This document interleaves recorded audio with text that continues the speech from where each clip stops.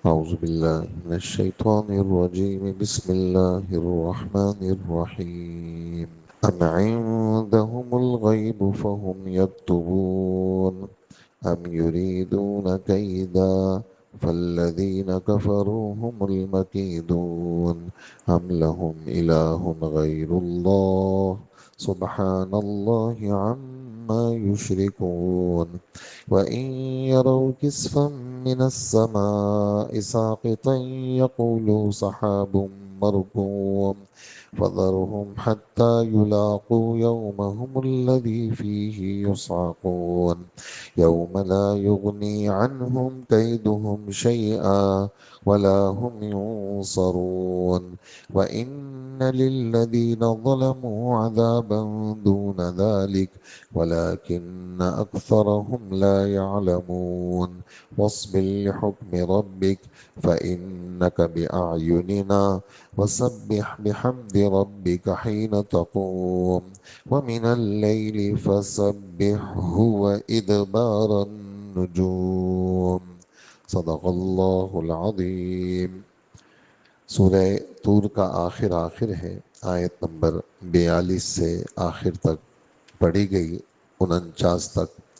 اور یہ جو دوسرا رکوع ہے اس میں ہمارے رب نے کافروں کے متعلق کافی ساری باتیں بیان کی. اگر وہ رسالت کے منکر ہیں تو ہمارے رب نے ہمارے نبی صلی اللہ علیہ وآلہ وسلم کی رسالت کو ثابت کیا. توحید کے منکر تھے تو ہمارے رب نے اللہ کا ایک ہونا ثابت کیا. اور اگر آخرت کے منکر تھے تو آخرت کو ثابت کیا. اور اخیر میں جناب رسول اللہ صلی اللہ علیہ وسلم اور مسلمان اور نبی کے نائبین کو تسلی کے طور پر کچھ باتیں ارشاد فرمائی. تو اللہ جل جلالہ ارشاد فرماتے ہیں کہ ان ظالموں نے اللہ جل جلالہ کے لیے تو بیٹیاں مقرر کیے ہیں، یعنی فرشتے خدا کی بیٹیاں ہیں نعوذ باللہ، اور بیٹے اپنے لیے مقرر کیے. اور کیا آپ صلی اللہ علیہ وآلہ وسلم ان سے کوئی اجرت مانگ رہے ہیں جس کی وجہ سے یہ تاوان کے بوجھ میں دبے جا رہے ہیں؟ یا ان کے پاس کوئی غیب کا علم ہے جسے یہ کافر لوگ لکھ لیتے ہیں اور کہتے ہیں کہ ہمیں غیب کی باتیں معلوم ہیں؟ کیا یہ کوئی آپ کے خلاف تدبیر کر رہے ہیں؟ جس طرح قرآن پاک میں 9ویں پارے میں ہمارے رب نے بات فرمائی کہ ان کافروں نے جمع ہو کر کے حضور صلی اللہ علیہ وآلہ وسلم کے بارے میں یہ بات کی کہ آپ کو نعوذ باللہ قید کر لیں، یا آپ صلی اللہ علیہ وآلہ وسلم کو قتل کر دیں، یا آپ صلی اللہ علیہ وآلہ وسلم کو مکہ مکرمہ سے نکال دیں. یہ باتیں 9ویں پارے میں ہیں. تو کیا یہ آپ کے خلاف تدبیریں کر رہے ہیں؟ تو فرمایا جتنے لوگ حق کے خلاف جو بھی تدبیر کرتے ہیں وہ خود اس تدبیر میں پکڑے جاتے ہیں. اگرچہ وقتی طور پر تکلیف سامنے آتی ہے کہ دیکھو یہ میرے دشمن ہیں، لیکن اللہ پاک کا دستور ہے وقتی طور پر دشمنی تو سامنے ہوتی ہے لیکن جیت حق ہی کی ہوا کرتی ہے. تو کیا یہ آپ کے خلاف تدبیریں کر رہے ہیں؟ جو لوگ تدبیریں کرتے ہیں اس تدبیر کی پکڑ انہی کے اوپر واقع ہو جاتی ہے. کیا یہ لوگ اللہ کے سوا کوئی اور خدا ہے ان کا؟ اللہ کی ذات پاک ہے اس شرک سے جو یہ کر رہے ہیں. انہوں نے 360 بت تجویز کیے اور بیت اللہ کے اندر کھڑے کیے، حالانکہ اللہ جل جلالہ ہر قسم کے شرک سے اللہ پاک کی ذات پاک ہے. اسی طرح اگلی آیت سے پہلے میں ایک چھوٹی سی بات پیش کروں گا، وہ یہ ہے کہ ان کافروں نے کہا تھا کہ لن نؤمن لک، ہم ہرگز آپ پر ایمان نہیں لائیں گے جب تک مکہ کی سخت زمین میں آپ نہریں جاری نہ کر دیں، اور مکہ کی سخت زمین میں آپ باغات ہمارے لیے قائم نہ کر لیں، اور اس سرزمین میں انگور اور کھجور کے باغات بنا لیں. اور اسی طرح ہم آپ پر ایمان نہیں لائیں گے جب تک آپ جائیں اور اوپر جا کر کے آسمان کو توڑیں اور ٹکڑا لے کر کے آ جائیں. تو اس طرح کی باتیں انہوں نے حضور صلی اللہ علیہ وسلم سے مطالبہ کیا، یہ جو باتیں میں نے کہی یہ 15ویں پارے میں ہیں، تو اسی کے بارے میں ارشاد فرماتے ہیں کہ یہ آپ سے آسمان کا ٹکڑا مانگتے ہیں، چلو اگر آپ آسمان کا ٹکڑا توڑ بھی دیں، ان کو لا کے دکھا بھی دیں، پھر بھی یہ نہیں مانیں گے، اور یہ کہیں گے آسمان کا ٹکڑا نہیں ہے، یہ تو بادل ہے۔ تو یہ جو لوگ اس طرح کی بات کرتے ہیں ان کی نیت نہ ماننے کی ہوتی ہے۔ تو وہاں پر بھی ہمارے رب نے ایک جواب دیا تھا، وہ کیا؟ سبحان ربی ہل کنت الا بشر الرسولا، میرے رب کی ذات ہر عیب سے پاک ہے، میں تو ایک پیغمبر ہوں، اس طرح کی فرمائشی چیزیں میں پوری نہیں کر سکتا، نہ میرے اختیار میں ہیں، اللہ چاہیں گے تو پوری ہوں گی اور اللہ پاک نہیں چاہیں گے تو پوری نہیں ہوں گی۔ تو اس آیت نمبر 44 کے اندر یہی بات فرما رہے ہیں، وَإِن يَرَوْا كِسْفًا مِّنَ السَّمَاءِ، اگر یہ آسمان کا کوئی ٹکڑا گرتے ہوئے دیکھ بھی لیں تو کہیں گے یہ گہرا بادل ہے، یہ آسمان کا ٹکڑا نہیں ہے۔ لہٰذا اے پیغمبر صلی اللہ علیہ وآلہ وسلم، آپ انہیں اپنے حال پر چھوڑ دیں، یہاں تک کہ یہ اپنے رب سے اس دن جا ملے جس میں ان کے ہوش اڑ جائیں گے۔ جب ان قیامت کا دن آئے گا تو پھر اس وقت ان کے ہوش اڑ جائیں گے، اچھا جس چیز کو ہم جھٹلا رہے تھے یہ تو سچ ہمارے آنکھوں کے سامنے آ گئی۔ یعنی یہ بھی آتا ہے احادیث کے اندر کہ ایمان والا جب مرتا ہے اللہ پاک جنت سامنے کر دیتے ہیں، تو ایمان والی کی روح خوش ہو جاتی ہے، خوشی میں باہر نکلتی ہے، اور جب کافر کی روح نکلتی ہے تو دوزخ سامنے آ جاتی ہے، جس کی وجہ سے اس کی روح پورے بدن میں پھیل جاتی ہے، اور فرشتے اس روح کو اس طرح سختی کے ساتھ کھینچ کر کے نکالتے ہیں۔ تو جس طرح یعنی یہاں پر یہ قیام دوزخ کے مناظر سے گھبرا جاتے ہیں، ایسے ہی جب قیامت میں کھڑے ہوں گے اس وقت بھی ان کے ہوش اڑ جائیں گے۔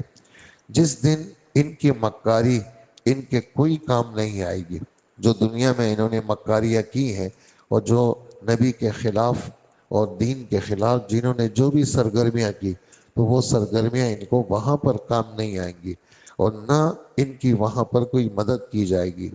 اس سے پہلے بھی ان ظالموں کے لیے ایک عذاب ہے، لیکن اکثر لوگوں کو معلوم نہیں، یعنی آخرت سے پہلے بھی عذاب ہے۔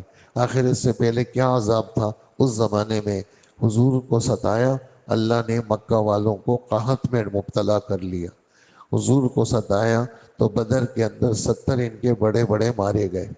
ایسے ہی نبی کے ستانے کی وجہ سے ان کو کبھی سکون نہیں ملا، اور آج بھی ایسے ہی ہے۔ جو دین کے مخالف ہیں وہ یہ ہمیں تو ہنستے ہوئے نظر آتے ہیں، لیکن اللہ پاک سکون کبھی بھی نہیں دیتے۔ جو دین کی، خدا کی، قرآن کی، نبی کی، حق والوں کی مخالفت کرتا ہے کسی بھی طریقے سے، تو اللہ پاک کبھی بھی اس کو سکون نہیں دیتے۔ وہ کچھ بھی کر لے سکون نام کے سین سے بھی ناواقف ہوگا۔ وجہ اس کی یہ ہے، حق کی مخالفت یہ آدمی کو کبھی بھی جو ہے وہ سکون میں رہنے نہیں دیتی، ہمیشہ یہ غمگین رہے گا، پریشان رہے گا، بے قرار رہے گا۔ اللہ ہماری حفاظت فرمائے۔ تو یہ جتنے بھی ظالم ہیں آخرت کے عذاب سے پہلے عذاب ضرور ملے گا، لیکن یقینی نہیں کرتے، پتہ ہی نہیں ہے ان کو، لیکن عذاب آ جاتا ہے۔ اب کیا کریں؟ یہ ساری لمبی ایک تفصیل آپ نے سنی، کافروں کی باتیں سنی، یعنی فذکر فما انت بنعمت ربک بکاہن ولا مجنون، یہاں سے یہ رکوع شروع ہوا تھا، اس میں پھر ایک بالکل لمبی ایک فہرست ہے۔ کیا کیا خدا کے خلاف یہ دوسرے معبود کو پوچھتے ہیں؟ کیا اللہ کے لیے انہوں نے بیٹیاں بنائیں؟ کیا یہ نبی کو پاگل کہتے ہیں؟ کیا یہ قرآن پاک کو گڑا ہوا سمجھتے ہیں؟ کیا یہ کے معنی کیا کیا کیا؟ ایک لمبی فہرست کے بعد ہمارے رب فرماتے ہیں نبی کو اور نبی کے واسطے سے پوری امت کو اور نبی کے واسطے سے نبی کے نائبین کو کیا ارشاد فرماتے ہیں؟ آپ اپنے پروردگار کے حکم پر جمے رہیں۔ ہاں، اس لیے ہوائیں تو چلتی ہیں اور تکلیفیں بھی آتی ہیں، لوگ مخالفت بھی کرتے ہیں، لیکن آدمی نے حق بات پر جمے رہنا ہے، اور جو ذمہ کام لگا ہے اللہ کے دین کے زندہ کرنے کا اس کے اندر کمی نہیں آنی چاہیے۔ فَإِنَّكَ بِأَعْيُنِنَا، حضرت محمد صلی اللہ علیہ وسلم بھی اور حضرت محمد صلی اللہ علیہ وسلم کے نائبین بھی ہماری نگرانی میں ہیں۔ آپ تو ہماری نگرانی میں ہیں، آپ کو کوئی تکلیف نہیں پہنچا سکتا۔ نوح علیہ السلام کا قصہ ہے 11ویں پارے میں، اللہ پاک فرماتے ہیں نوح علیہ السلام خود اپنی زبان سے کہتے ہیں میں تو اس تبلیغ کے کام کو نہیں چھوڑوں گا، تم سارے آ جاؤ، تمہارے بت آ جائیں، تمہارے دوست آ جائیں، تمہارے سارے مددگار آ جائیں، تم اکٹھے مجھ پر حملہ کرو اور مجھے مہلت بالکل نہ دو، لیکن تم مجھے ختم نہیں کر سکتے۔ میرا تو صرف اللہ پہ بھروسہ ہے اور اللہ ہی میری حفاظت کریں گے۔ بہت زوردار وہ ایک آیت ہے یہ 11ویں پارے کے 3رے پاؤں پہ کہ میرا صرف اللہ پہ بھروسہ ہے اور کوئی میرا کچھ نہیں بگاڑ سکتا۔ ایسے ہی آپ جمے رہیں، آپ تو ہماری نگاہوں میں ہیں، لیکن پھر بھی انسان ہے، دل دھڑکتا ہے، پریشان رہتا ہے، اس کا ایک ہی حل ہے، وہ اللہ کا نام لینا۔ سبحان اللہ و بحمدہ سبحان اللہ العظیم۔ تیسرا کلمہ پڑھنا، حدیث میں آتا ہے اچانک رات کو آپ کی آنکھ کھلی، اچانک، یعنی جیسے آدمی ابھی تہجد میں تو ٹائم ہے تو اچانک 1 بجے آنکھ کھلی، 1:30 بجے کھلی، 2 بجے کھلی، اچانک، تو حضور صلی اللہ علیہ وسلم کیا پڑھتے تھے؟ تیسرا کلمہ اور چوتھا کلمہ۔ اور حدیث مبارک میں آتا ہے جو اس طرح رات کے وقت میں اچانک آنکھ کھلے اور تیسرا چوتھا کلمہ پڑھے اور پھر اللہ سے جو بھی دعا مانگے اللہ دعا قبول کرتے ہیں۔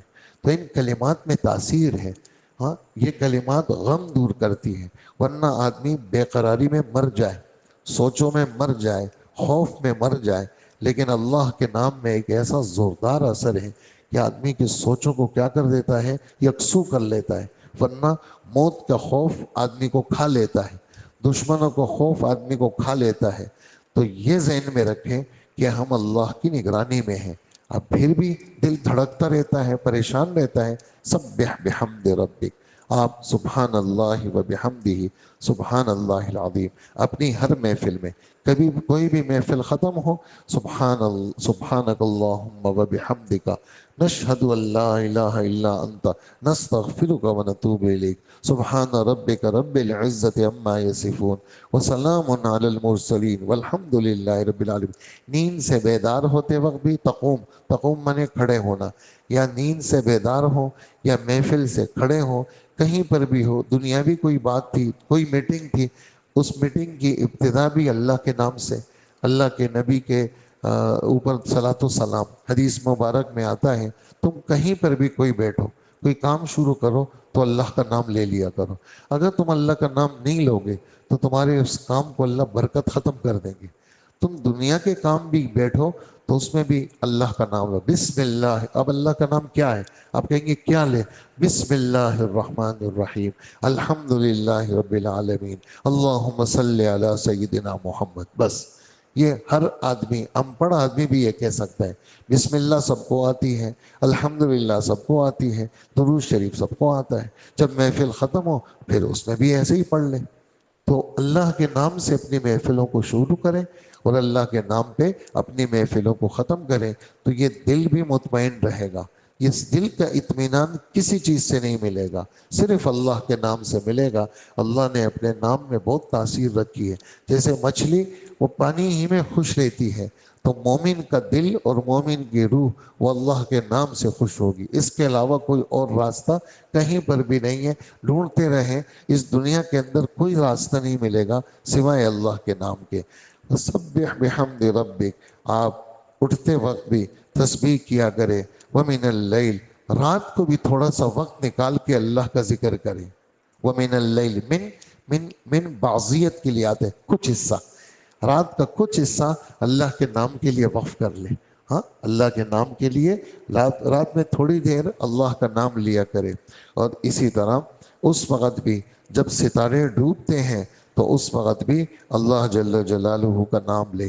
بہرحال یہ دن کے نقل و حرکت میں جیسے ابھی ہے، ہم فارغ ہو جائیں گے تھوڑا سا اللہ کا نام لے لیں، یہاں لے لیں، گھر پہ لے لیں، ہاں تسبیحات کر لیں، یاسین پڑھ لیں، قرآن پڑھ لیں، دعا مانگ لیں، اشراق پڑھ لیں، یہ دن کی ابتدا ہے۔ اور جب رات ہو مغرب کے بعد 2 4 6 رکعت نفل پڑھ لیں، یہ دن کی انتہا ہو گئی۔ دن کی انتہا پہ بھی اللہ کا نام، ابتدا میں بھی اللہ کا نام۔ ظہر یہ دن کا بیچ ہے، عصر وہ دن کا آخر ہے، اور عشاء رات کا سونا ہے۔ تو آدمی جب ان اوقات میں اللہ کو یاد کرے گا، ایسے آدمی کو اللہ پاک کبھی بھی غمگین نہیں کریں گے۔ اللہ پاک ہم سب کو عمل کی توفیق عطا فرمائے۔ وصلی اللہ وسلم علی نبینا محمد وآلہ واصحابہ اجمعین۔ اللہم صلی علی سیدنا و مولانا محمد وآلہ واصحابہ اجمعین۔ اے اللہ ہمارے گناہوں کو معاف فرما، ہماری مغفرت فرما، عافیت کا معاملہ فرما، کسی کا محتاج نہ بنا، اپنے نام لینے والوں میں ہمیں شامل فرما، اور اپنے نام کے زندہ کرنے والوں میں ہمیں شامل فرما۔ آپ کی باتیں، آپ کے نبی کی باتوں کو ساری دنیا میں پھیلانے والا ہمیں بنا۔ اللہ ہمیں ہر غم سے بچا، ہماری اولادوں کو ہر غم سے بچا، ہمارے بچوں کو پہلی صف کا نمازی بنا۔ یا اللہ ہماری طبیعتوں سے غفلت ختم فرما، گھروں سے غفلت ختم فرما، مستورات کو وقت پہ نماز پڑھنے والا بنا، لڑکوں کو مسجد میں نماز پڑھنے کی توفیق عطا فرما۔ اے اللہ رات جلدی سونا مقدر فرما، صبح جلدی اٹھنا مقدر فرما، اپنے پاک کلام کے ساتھ ہمیں نسبت مضبوط فرما، اور اے اللہ پورا دن اور پوری رات ہمیں ہر گناہ سے بچا، خوف خدا اور فکر آخرت نصیب فرما، خوف خدا اور فکر آخرت نصیب فرما، خوف خدا اور فکر آخرت ہمیں نصیب فرما۔ ہر طرح کا خوف دنیا والوں کا وہ ہماری طبیعتوں سے یا اللہ دور فرما، اور ہمیں کسی سے یا اللہ دبنے سے، لوگوں کے دبدبے سے اور دبنے سے ہماری حفاظت فرما۔ اللہ پاک اپنا تعلق، اپنا خوف ہمیں نصیب فرما، ہماری دعاؤں کو قبول فرما۔ وصلی اللہ وسلم علی نبینا محمد وآلہ واصحابہ و امتہ اجمعین، آمین برحمتک یا ارحم الراحمین۔